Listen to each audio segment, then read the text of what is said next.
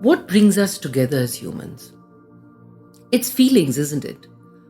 We all feel, respond, and react emotionally to life's ups and downs. We deal with relationships and events all the time. Some we can cope with, some we can comprehend and find reasons for, and others can be really confusing and disturbing. These are some of the queries that challenge people in their everyday lives. In this series, I have attempted to address a few common issues that you may be dealing with, or you may know someone else who needs help with these questions. I'd like to remind you that there are no good or bad questions and no stupid people for asking them. There is no stigma attached to anyone who may be troubled because of these issues. This series is to help you or someone you know to get an inspirational and alternate view of some of the topics we are going to be talking about. These common issues, you may find that you relate to them too. So listen on. Join spiritual psychologist and India's #1 biofeedback practitioner, Ritu Malhotra, as she guides you through the paths of self-discovery and personal transformation so that you can live in alignment with your values and purpose. You are listening to the Cellular Alchemist podcast, and here's your host, Ritu Malhotra.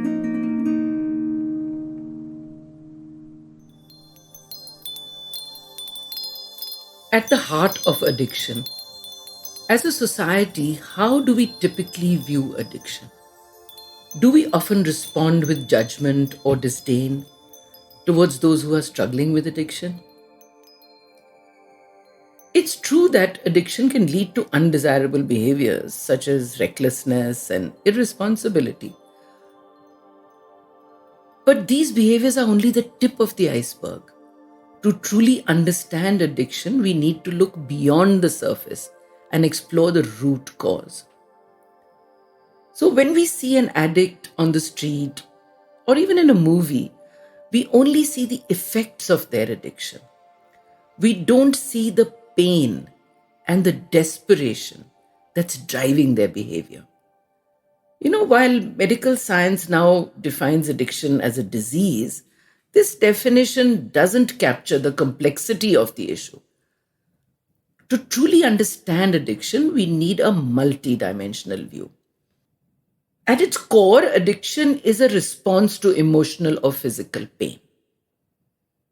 And I want to repeat this. It's a response to emotional or physical pain. It's a way of coping with suffering that feels unbearable to the person. This creates a pattern of avoidance that can eventually lead to a complete denial of responsibility for continuing or perpetuating that suffering. As someone who has experienced healing chronic pain, I've learned that pain is the body's reaction to trauma. In many cases, a traumatic event occurred in our childhood that caused intense stress, and we either tried to fight and couldn't, so we froze from that fear, or chose to avoid the pain entirely by reaching for anything that could soothe it. That is the root cause of addiction. And I mean any addiction, whether it be a substance, food, work, shopping, or even a person.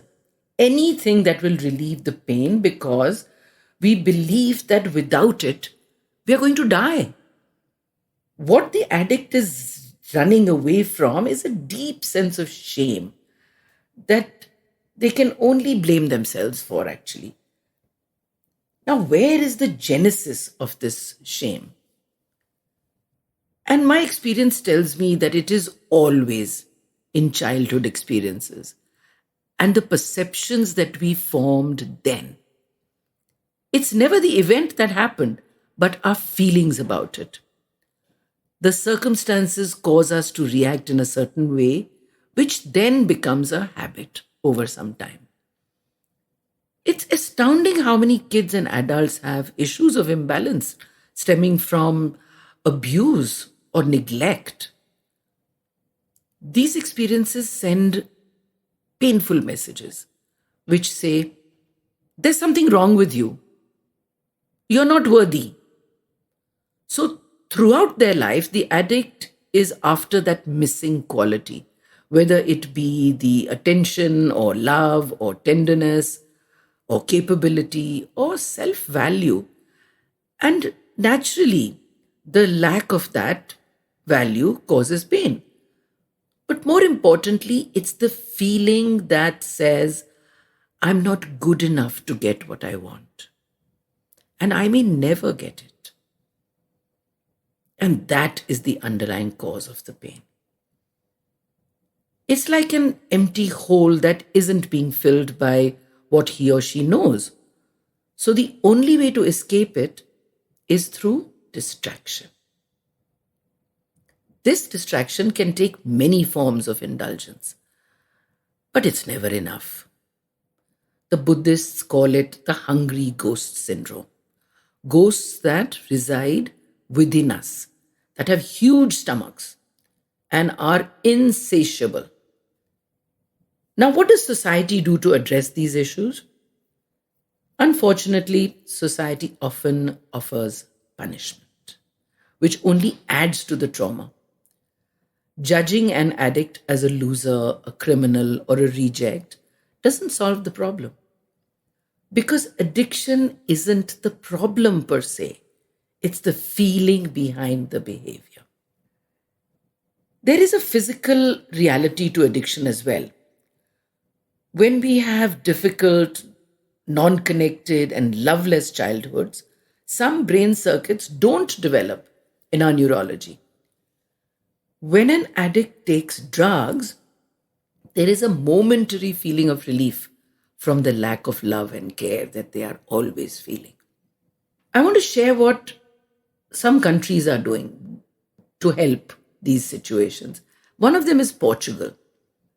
They have decriminalized drugs and set up a support system that gives massive rehabilitation to the users. They even give micro loans to start small businesses and to talk to potential workplaces, offering to pay half their salary if they got a job. This gave them a purpose and helped them to build up their connections and relationships with the wider society, which is what they were lacking. And in a few years, they noticed that the drug use was down by 50%. Yes, 50%. It was the bonding with friends and family that was the solution. This is not just an individual recovery, but a social recovery as well. So, the opposite of addiction, I think, is connection. As Gabor Mate says in his own work, he says, I have sat with many people who are painfully addicted to something. And I ask them, how come you're hurting so much? What happened? What are you still carrying that is too much for you to handle? I witness a healing breakthrough then.